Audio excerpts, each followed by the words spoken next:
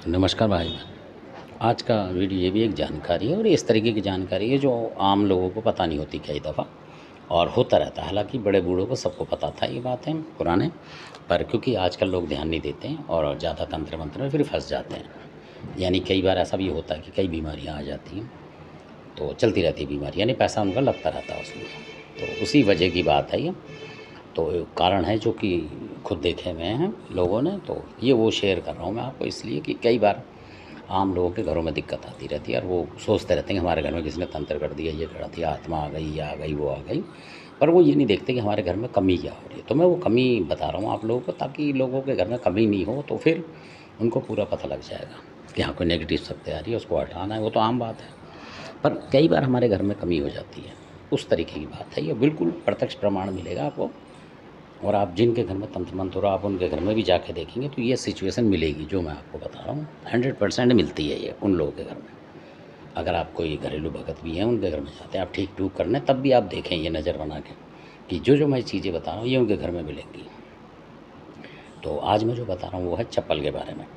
आपने देखा कई घरों में एक चप्पल सीधी होती है और एक बिल्कुल उल्टी हो जाती है, यानी उसका मुँह आसमान में होता। अमूमन वो लोग नहीं करते, कोई ना कोई कर जाता है, मतलब पैरों से किसी तरीके से। ऐसे घरों में जो नेगेटिव शक्ति होगी उसके प्रभाव से अपने आप हो जाता है ये। यानी कि कोई घर का ही आप या कोई भी आप समझदारी करेंगे तो और कोई मार जाएगा, तो ज़्यादातर उल्टी मिलेगी ये वो चप्पल। और एक उसमें ये होता है कि जैसे सीधे पैर की चप्पल है उल्टी तरफ मिलेगी और उल्टे पैर की सीधी तरफ, मतलब आप समझ रहे होंगे मेरी बात को। एक चप्पल तो ऊपर दिखा रखी है, आपने देखा होगा फोटो के अंदर, तो उल्टी पड़ी हुई है, वो एक है।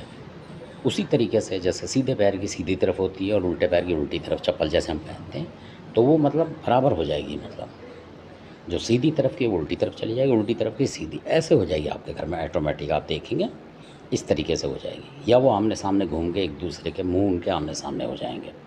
तो ये चीज़ें सारी जो है नेगेटिव शक्ति को प्रभावित करती हैं और नेगेटिव शक्ति जल्दी आती है। अगर ऐसा होगा आपके घर में चप्पलों को जो मैंने बताया आप समझ गए होंगे, ना समझे तो कमेंट्स करें।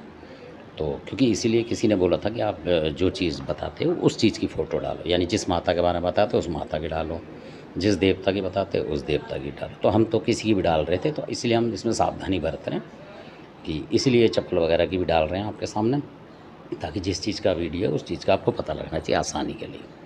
तो इस तरीके से नेगेटिव शक्ति ज़रूर आती है।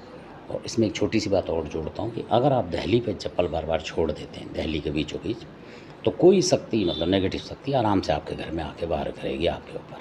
आपका देवता आपको उसको रोकेगा नहीं। ये भी एक वचन होते हैं किसी जो बड़े बूढ़ों ने बताएं इस तरीके से। तो दहली पे चप्पल भी रखना अशुभ होता है, ये भी आपको बताऊँ। धन्यवाद। अपनी वीडियो अच्छा लगे सब्सक्राइब और शेयर कर, लाइक करें। धन्यवाद।